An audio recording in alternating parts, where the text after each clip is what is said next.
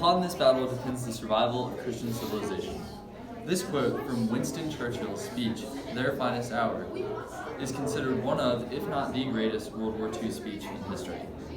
Prime Minister Winston Churchill made this broadcast on the radio on June 18, 1940, to rally his country as they prepared for the colossal battle against the oncoming chasm of death, Nazi Germany.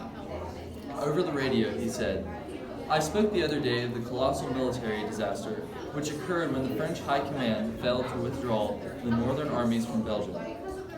At the moment when they knew that the French front was decisively broken at Sedan and on the Meuse, this delay entailed the loss of 15 or 16 French divisions, and threw out of action for a critical period of time the whole of the British Expeditionary Force. Our army and 120,000 French troops were indeed rescued by the British Navy from Dunkirk, but only with the loss of their cannon, vehicle, and modern military equipment. This loss inevitably took some weeks to repair, and in those first 2 weeks, the Battle of France had been lost. We consider the heroic action and resistance made by the French army against the heavy odds of this battle, the enormous losses inflicted upon the enemy, and the evident exhaustion of the enemy.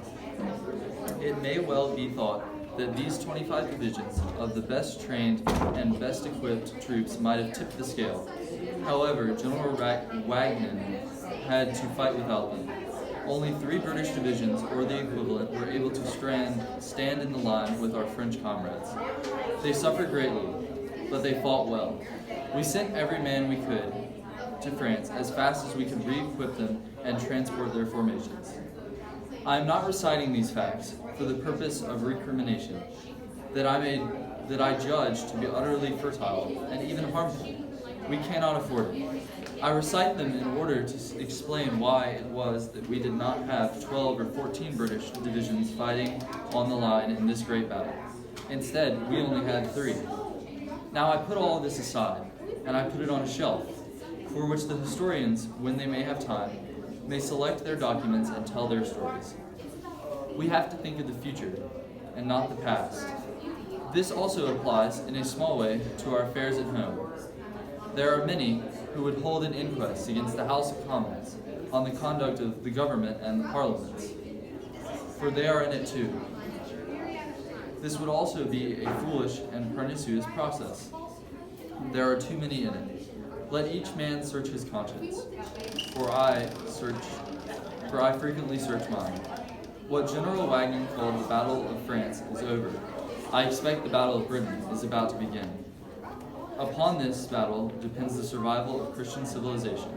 Upon it depends our own British life, and the long continuity of our empire and our institutions.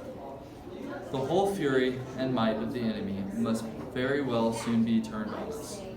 Hitler knows that he will have to break us in this island, or lose the war. If we can stand up to him, all Europe may be free, and life in the world may move forward. But if we fail, then the whole world, including the United States and all we have loved and cared for, will sink into an abyss of a new dark age, made more sinister and perhaps more protracted by the lights of perverted science. Let us therefore brace ourselves in our duties, and so bear ourselves that if the British Empire and its Commonwealth last for thousands of years, men will say, this was their finest hour. Less than 3 days after this speech, Hitler began nightly bombing raids on London in an attempt to destroy the morale of the people.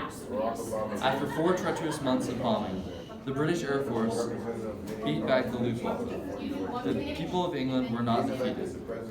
After 4 long years of fighting, British, Canadian, and United States forces launched the largest amphibious assault in military history. This was the final push that led to the end of World War II and a victory for Great Britain and her many allies.